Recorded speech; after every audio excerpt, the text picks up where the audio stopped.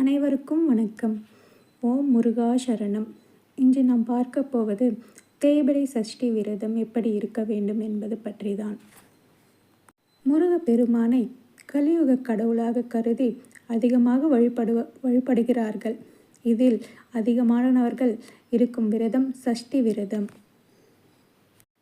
முருகப்பெருமானுக்கு திதிகளில் சஷ்டி திதியிலும், நட்சத்திரங்களில் கிருத்திகை மற்றும் விசாக நட்சத்திரத்திலும், கிழமைகளில் செவ்வாய்க்கிழமையிலும் விரதமிருந்து வழிபடுவது சிறப்பானது.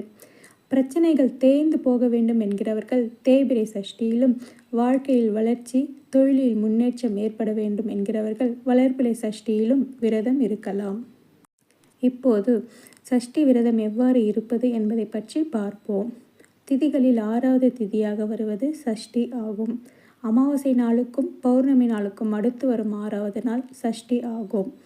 அமாவாசையை அடுத்து வரும் சஷ்டி வளர்பிறை சஷ்டி என்றும், பௌர்ணமியை அடுத்து வரும் சஷ்டி தேய்பிறை சஷ்டி என்றும் அழைக்கப்படுகிறது. பொதுவாக ஒவ்வொரு தெய்வத்திற்கும் ஒவ்வொரு திதி மற்றும் நட்சத்திரம் வழிபாடு ஏற்றதாக இருக்கும். அப்படி நம் முருகப்பெருமானுக்கு வழிபட ஏற்ற திதியாக சஷ்டி விளங்குகிறது. எந்த வினையானாலும் கந்தன் அருள் இருந்தால் வந்த வழி ஓடும் என்பார்கள். அத்தனை சிறப்பு வாய்ந்த தமிழ் கடவுளை நினைச்சு நாம் மேற்கொள்ளும் விரதங்களால் நம் முக்கியமான விரதமாக இந்த சஷ்டி விரதம் இருக்குது. 6 முகம் கொண்ட முருகப்பெருமானுக்கு 6வது திதியாக வரும் சஷ்டி திதியில் விரதம் இருந்து கேட்டால் நம் வரங்கள் அனைத்தும் கிடைக்கும். என்ன பிரச்சனையாக இருந்தாலும் விலகிவிடும் என்பது நம்பிக்கை.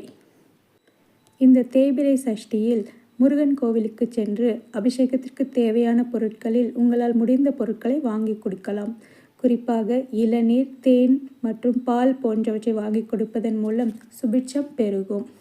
வீட்டிலேயே சஷ்டி விரதம் இருப்பவர்கள் காலையில் எழுந்து குளித்துவிட்டு முருகன் படத்திற்கு துடைத்து சிவப்பு நிற மலர்களான செவ்வரளி, செம்பருத்தி போன்ற மலர்களை சாற்றி 6 விளக்குகளை கிழக்கு நோக்கி ஏற்றி பூஜை செய்து விரதத்தை தொடங்கலாம். முருகனுக்கு ஏதாவது ஒரு நெய்வேத்திய பொருளை படைக்கலாம். தேனும் தினைமாவும் மிகவும் முக்கியமான நெய்வேத்தியம், முருகருக்கு பிடித்தமானது. முடிந்தால் அதை செய்யலாம். அவ்வாறு முடியாதவர்கள் தங்களால் முடிந்தவற்றை நெய்வேத்தியம் படைத்து முருகரை வழிபடலாம். வாழைப்பழம், வெற்றிலைப்பாக்கு போன்றவற்றை படைத்து வழிபடலாம்.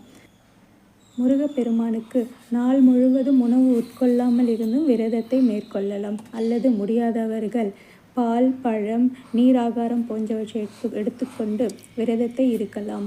அவ்வாறு முடியாதவர்கள் ஒருவேளை உணவு உட்கொண்டோ அல்லது 2 வேளை உணவு உட்கொண்டோ முருகருக்கு விரதம் இருக்கலாம். இந்த சஷ்டி நாளில் முருகருக்கு வெற்றிலை தீபம் ஏற்றுவதும் மிகவும் சிறப்பு. நெய் தீபம் ஏற்றி வழிபட்டால் மிகவும் சிறப்பு. மீண்டும் மாலையில் இதேபோல் பூஜை செய்து விரதத்தை முடித்து கொள்ளலாம். வீட்டிலேயே விரதம் இருப்பவர்கள் விரதம் முடியும் வரை வீட்டில் விளக்கேற்றி வைப்பது மிகவும் நல்லது. வீட்டிலேயே முருகரின் பாடல்களை பாடலாம். குறிப்பாக கந்த சஷ்டி கவசம், திருப்புகழ், கந்தர் அலங்காரம், வேல்மாறல், கந்தர் அனுபூதி போன்ற முருகனின் சிறப்புகளை உணர்த்தும் பாடலை படிக்கலாம். அவ்வாறு ஏதும் தெரியாதவர்கள் ஓம் சரவண பவ என்னும் மந்திரத்தை நாள் முழுவதும் தங்களால் முடிந்தவரை சொல்லி வரலாம். மற்றும் ஆறுமுகம் அருளிடும் அனுதினமும் ஏறுமுகம் என்னும் மந்திரத்தையும் சொல்லிக்கொண்டு இருக்கலாம் நம்மால் முடியும் போது. வீட்டில் வேல் வைத்திருப்பவர்கள் வேலுக்கு அபிஷேகம் செய்து வேல்மாறல் படித்து வழிபடலாம். இந்த தேய்பிறை சஷ்டியில் விரதம் இருந்தால் நிச்சயம் நீங்கள் என்ன நினைத்து முருகருக்கு விரதம் இருக்கிறீர்களோ அந்த காரியம் விரைவில் வெற்றி அடையும். குழந்தை இல்லாதவர்கள் சஷ்டியில் விரதம் இருந்து முருகரை வழிபட்டு முருகா எனக்கு குழந்தை வரம் கொடு என்று நாம் மனதார மனமுருகி வேண்டிக் கொண்டால் முருகரே நமக்கு குழந்தையாக வந்து பிறப்பார். கண்டிப்பாக நமக்கு குழந்தை வரத்தை அந்த முருகப்பெருமான் கொடுப்பார்.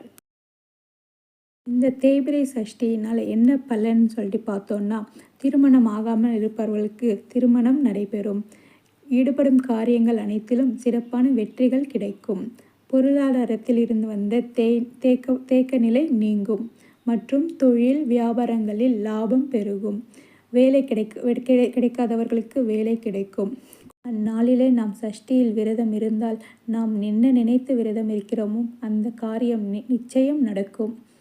முருகப்பெருமான் நாம் நினைத்த காரியத்தில் அனைத்திலும் நம்மை வெற்றியடையச் செய்வார். நானும் என் கஷ்டங்கள் தீர ஒவ்வொரு மாதமும் தேய்பிறை அல்லது வளர்பிறை சஷ்டியில் விரதமிருந்து முருகப்பெருமானிடம் மனதார வேண்டிக் கொண்டேன்.